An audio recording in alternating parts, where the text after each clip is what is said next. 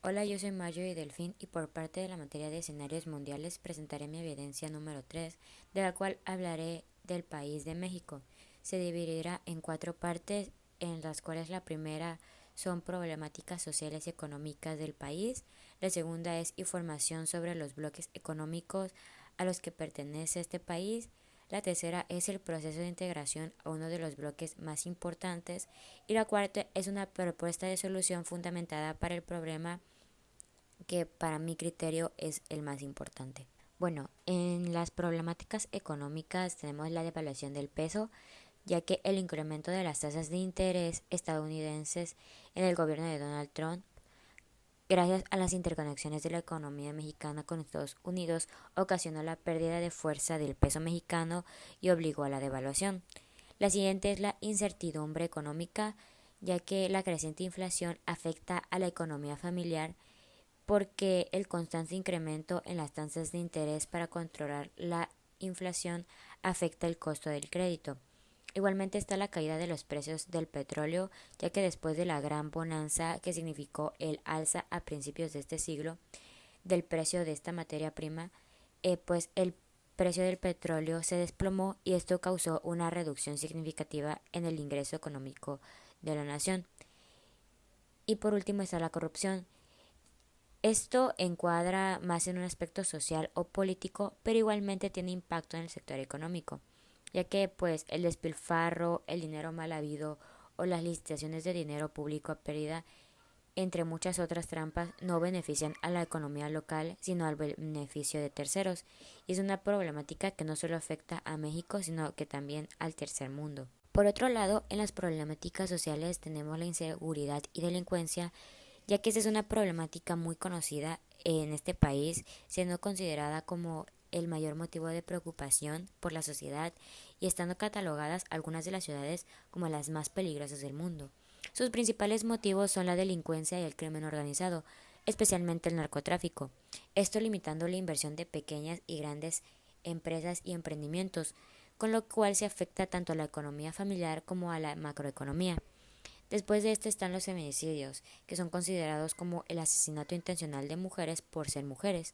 Estos han crecido un 121%, ya que desde el 2015 hasta enero de 2022 se han registrado 5.790 víctimas de feminicidios en México, y de enero a marzo de 2022 se han registrado 229 presuntos feminicidios en el país, y la cifra va en aumento, y estas son solo las que se han registrado. Aquí se puede observar también otro problema que es el machismo y la violencia de género. Igualmente está la pobreza, que es uno de los mayores problemas de la nación y que gracias a esta se encuentran las bases de la mayoría del resto de las problemáticas, ya que gran parte de la población se encuentra por debajo del umbral de la pobreza, especialmente en las áreas rurales. Después está la desigualdad y discriminación. Aquí hay diversos factores, por ejemplo, la desigualdad de género, de oportunidades, territorial, migratoria y económica a grupos de población minoritarios o étnicos, y esto no otorga posibilidades de desarrollo y acceso a bienes o servicios básicos. Igualmente está el desempleo, que este es un problema a nivel mundial gracias a la pandemia desde el 2020, y en México muchos puestos de trabajo son de corta duración y de precarias condiciones. Por otro lado está la escasez del agua, que el 10% de la población mexicana no puede acceder al agua potable, más que nada, igualmente como en otros problemas, en áreas rurales y vulnerables. La red hidráulica pues es de vieja data, causando pérdida del agua, pobre suministro o insalubridad del vital líquido. Después está la educación pública deficiente. Esto casi la mitad de la población, ya que casi la mitad de la población adulta no cursó estudios secundarios y no hay fuerte infraestructura educativa. Y por último está el sistema de salud deteriorado. Para la ciudadanía perteneciente a la clase media y baja, es notoria la falta de atención médica y pública. Si bien en el video no me pide que hable acerca de las problemáticas políticas y solo las investigue, probablemente porque están dentro de las problemáticas económicas y sociales, al hacer mi investigación me encontré con una nota interesante acerca de los principales riesgos políticos de México, que si bien al darlo se recalcó que un riesgo no es predicción y que las probabilidades varían entre año, me parecieron interesantes y quiero compartir algunos. El primero es que el crimen organizado interfiere de manera activa en el proceso electoral del 2022. Esto aumentaría los riesgos de incertidumbre jurídica e inseguridad pública, y a mediano plazo es una de las amenazas más grandes para la gobernabilidad y sistema democrático de México. El siguiente es que se extiende la discusión de la reforma eléctrica, lo cual genera un clima de desconfianza empresarial y desincentiva la inversión privada en el sector. Esto aumenta los riesgos de deterioro económico e incertidumbre jurídica. Y por último está que se mantienen tasas altas de homicidios, extorsión y robo, y se fortalecen los grupos del crimen organizado. En un entorno delictivo complejo y falta de una estrategia de seguridad federal de seguridad integral, esto aumenta el riesgo de la inseguridad pública. Actualmente el país cuenta con una red de 12 tratados de libre comercio con 46 países, 32 acuerdos para la promoción y protección recíproca de las inversiones con 33 países y 9 acuerdos en el mercado de la Asociación Latinoamericana de Integración. Igualmente la nación participa activamente en varios foros multilaterales y regionales para impulsar un sistema multilateral de comercio sólido que dé mayor certeza al intercambio comercial y a los flujos de inversión extranjera directa. A continuación, mencionaré los 5 bloques económicos más importantes de este país. Primero está el Tratado de Libre Comercio Estados Unidos, Canadá, México, que es mencionado como el TMEC.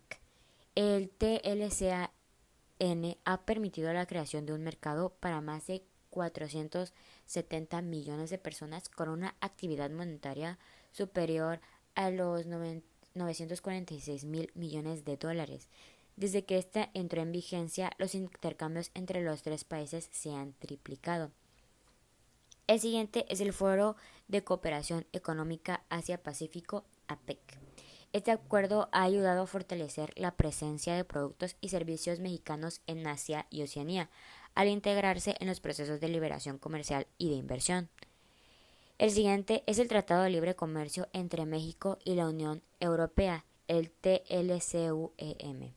Este es uno de los acuerdos comerciales de México con otros países donde más se protege las inversiones, al incorporar una corte permanente para la solución de conflictos y la estimulación de exportaciones de origen nacional.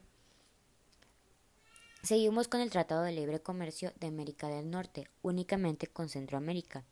Este pacto ha facilitado e incrementado el comercio en la región, lo que significó para 2016 un cuarto de todas las exportaciones de México. Por último está el Acuerdo Transpacífico de Cooperación Económica. Gracias a este se reducen en 95% los aranceles de importación entre varios países de América, Asia y Oceanía. O sea que gracias a este acuerdo, productos como celulares, computadoras, repuestos informáticos provenientes de Vietnam, China, Malasia o Japón son accesibles para el mercado mexicano. El Tratado de Libre Comercio de América del Norte, TLCAN, entró en vigor el 1 de enero de 1994, aunque Canadá y Estados Unidos ya tenían un acuerdo desde 1989. O sea que México se incorporó a la zona comercial ya existente. Por medio de este acuerdo se trató de reducir las barreras arancelarias de otro tipo, así como facilitar la inversión. Asimismo, se estableció un procedimiento detallado y muy completo para la solución de controversias entre empresas y gobiernos de las tres partes. Cerró el 30 de septiembre de 2018, donde estas naciones firmaron un pacto trilateral sobre las bases del antiguo TLCAN.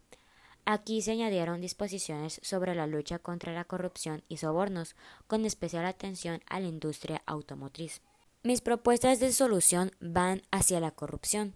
Estas son el fortalecer las organizaciones para el combate a la corrupción, cerrar los espacios para la corrupción en compras y contrataciones del gobierno, la creación de un padrón único de proveedores y contratistas del gobierno y otro padrón único para beneficiarios de programas sociales, impulsar la bancarización y quitar la acción del uso de dinero en efectivo para las transacciones del gobierno, reforzar los mecanismos de transparencia y gobierno abierto e impulsar la creación y difusión de datos públicos, promover una cultura de denuncia y agregar una política de protección a denunciantes y por último unir al sector privado en el combate a esta problemática.